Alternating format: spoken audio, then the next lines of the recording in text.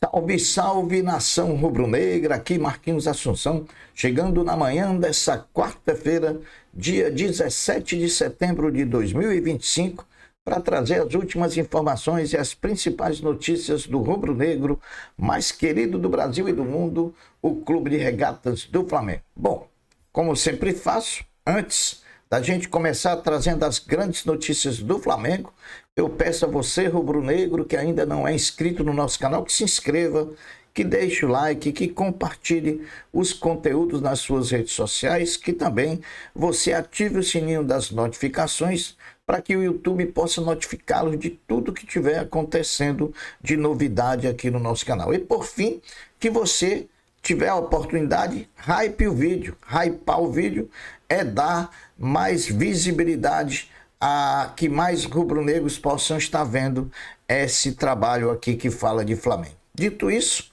vamos às notícias do Mengão. Depois da folga da segunda-feira, ontem, terça-feira, foi dia do elenco rubro-negro se reapresentar e iniciar a preparação para a estreia nas quartas de final da Libertadores, amanhã, quinta-feira, 21h30 no Maracanã, contra o Estudiantes de La Plata. A atividade de ontem, reapresentação do time, começou a definir algumas presenças, como também algumas ausências que continuarão desfalcando o Flamengo na quinta-feira. Sobre as presenças, o Flamengo terá reforços para amanhã, quinta-feira, contra o Estudiantes pela Libertadores, no Maracanã.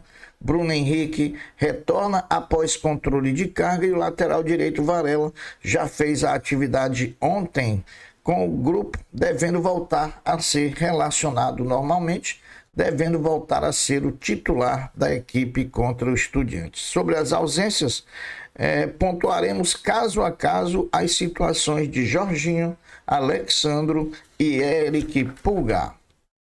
Sobre Jorginho, o craque é desfalque desde o jogo contra o Grêmio, antes da data FIFA. O volante sentiu logo após a goleada contra o Vitória, fez tratamento, chegou a ir a campo, mas o incômodo apareceu novamente e se deu um passo atrás na sua recuperação. Agora já não tem mais dor novamente. Ele já faz trabalho no campo com a fisioterapia, porém não deve ser relacionado para amanhã diante do Estudiantes. Sobre Eric Pulgar, o chileno está em fase final do tratamento da cirurgia no pé direito. O volante terá pelo menos 2 semanas de treinamento com a fisioterapia no campo antes de ser liberado para treinar com o restante do grupo. A tendência é que o craque chileno tenha os primeiros minutos com o elenco já no final do mês de setembro. Muito provavelmente pode ser aqui, não é informação, é um machismo. Eu acho que o Eric Pulgar tem tudo para voltar na partida do dia 28 de setembro, lá em São Paulo, na Neoquímica Arena contra o Corinthians. Por fim, sobre Alexandro, o lateral ainda está fazendo tratamento, porém já faz atividade no campo com a fisioterapia e também não deve ser relacionado para enfrentar o Estudiantes nessa quinta-feira. Acho que os casos de Jorginho e Alexandro não serão relacionados amanhã, mas devem estar presentes no domingo no clássico contra o Vasco da Gama, até para se fazer aí eles jogarem por conta de na próxima quinta-feira o Flamengo ir a Buenos Aires enfrentar o Estudiantes. Sobre o nosso adversário, o Estudiantes de La Plata, diferentemente do que alguns portais estão noticiando, em vez de serem 2 desfalques, o time argentino perdeu 3 titulares para o confronto de quarta-feira. São eles o lateral Messa, o zagueiro Gonzalo Pires e também o atacante Edwin C3, que é colombiano. O goleiro Agustín Rossi concedeu entrevista coletiva ontem, terça-feira, no CT Ninho do Urubu, após a realização do treino da manhã. Veja algumas falas do arqueiro rubro-negro.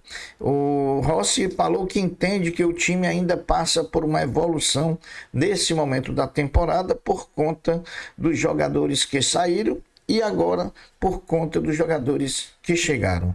Destacou Rossi que nesse momento do Flamengo, ele pessoalmente vive a sua melhor fase na carreira. Ressaltou também que não há facilidades em nenhum jogo da Libertadores, por isso crê num confronto quinta-feira contra o Estudiantes, muito pegado e também muito disputado. Acredita ainda Rossi, por fim, que o Estudiantes vai tentar tirar o conforto do Flamengo, mas que o Flamengo fará o seu jogo normal de todas as partidas. Para quem não sabe, Rossi já jogou no Estudiantes de La Plata no início da carreira, né? Praticamente foi seu primeiro clube onde ele pôde começar a mostrar mais. Chegou como terceiro goleiro no time argentino. Bom, agora uma informação: mudança no uniforme. A pedido do Flamengo, junto à Conmebol, o Flamengo, que jogaria o segundo jogo das quartas de final contra o Estudiantes com o uniforme número 3, aquele na cor bege, agora vai jogar com o uniforme número 2, ou seja, todo de branco, né? Para quem é supersticioso, que reclamou muito naquela ocasião em que a Conmebol divulgou os uniformes para a segunda partida, tá aí o Flamengo, a pedido do próprio Flamengo, a Conmebol mudou e agora o Flamengo vai jogar todo de branco na segunda partida. O retrospecto entre Flamengo e Estudiantes de La Plata é amplamente favorável ao Flamengo, mesmo com poucos jogos disputados. Ao todo, foram realizadas 8 partidas entre Flamengo e Estudiantes, sendo 3 vitórias do Flamengo, 4 empates e apenas uma vitória do Estudiantes no histórico desse confronto. O craque da camisa 10 do Flamengo, Jorge de Arrascaeta, é o primeiro jogador a conseguir um duplo-duplo no Campeonato Brasileiro de 2025. Após 22 rodadas disputadas, Arrascaeta já tem 13 gols marcados, é o vice-artilheiro da competição e tem 10 assistências. Portanto, 23 participações em gol pelo Flamengo, dos 50 gols que o Flamengo tem na temporada, no Brasileiro, né? Bom, meus amigos, as quartas de final da Libertadores da América 2025 se iniciou ontem, terça-feira, com a realização de uma partida essa que interessa tanto a Flamengo quanto a Estudiantes, que se enfrentam amanhã, quinta-feira, no Maracanã, pois todos estão no mesmo lado do chaveamento. Vélez enfrentou o Racing jogando no seu estádio e perdeu por 1-0, né? O Racing era sim o favorito para o encontro, mas o Vélez vendeu muito caro essa derrota. E vou dizer, mesmo o segundo jogo sendo na casa do Racing, o placar está aberto. 1-0 é o placar mínimo, né? Então vai ter competição, vai ter disputa no segundo jogo. Lembrando que o vencedor de Flamengo e Estudiantes de La Plata pega na semifinal da Libertadores 25 o vencedor de Vélez e Racing. Hoje, quarta-feira, as quartas de final da Libertadores da América continua com a realização de mais uma partida entre River Plate e Palmeiras, que jogam às 21h30 com transmissão em TV aberta pela TV Globo. Hoje, às 15 horas, o Sub-17 do Flamengo volta às disputas do Brasileiro da categoria, recebendo na Gávea o time do São Paulo. Nesse momento, o Flamengo ocupa a 4ª colocação, enquanto o São Paulo é o 12º. Uma vitória rubro-negra encaminha a classificação do mais querido para a segunda fase da competição. Se o Sub-17 do Flamengo tem jogo decisivo hoje pelo Brasileiro da categoria, o futebol feminino do Mengão não fica atrás, pois as meninas do Mengão vão a São Paulo enfrentar hoje no Morumbi o time do São Paulo em partida única das oitavas de final da Copa do Brasil Feminina. A partida começa às 18 horas, se realizará no Morumbi e terá transmissão ao vivo pelo Sport TV. Portanto, anotem aí na sua agenda, hoje 18 horas, São Paulo e Flamengo no futebol feminino na Copa do Brasil Feminina, e às 15 horas na Gávea, Flamengo e São Paulo pelo Brasileiro Sub-17, que nós não conseguimos confirmar a transmissão. Ingressos esgotados tanto para quinta-feira entre Flamengo e Estudiantes, pela Libertadores, como também para domingo entre Flamengo e Vasco pelo Campeonato Brasileiro. Devido ao alto preço dos ingressos para o jogo de amanhã, quinta-feira, pela Libertadores, existe a possibilidade de serem batidos os recordes da temporada, tanto de público quanto de renda, ou pelo menos os recordes da Libertadores até então, porque amanhã teremos praticamente 70 mil pessoas no Maracanã para assistir Flamengo e Estudiantes de La Plata.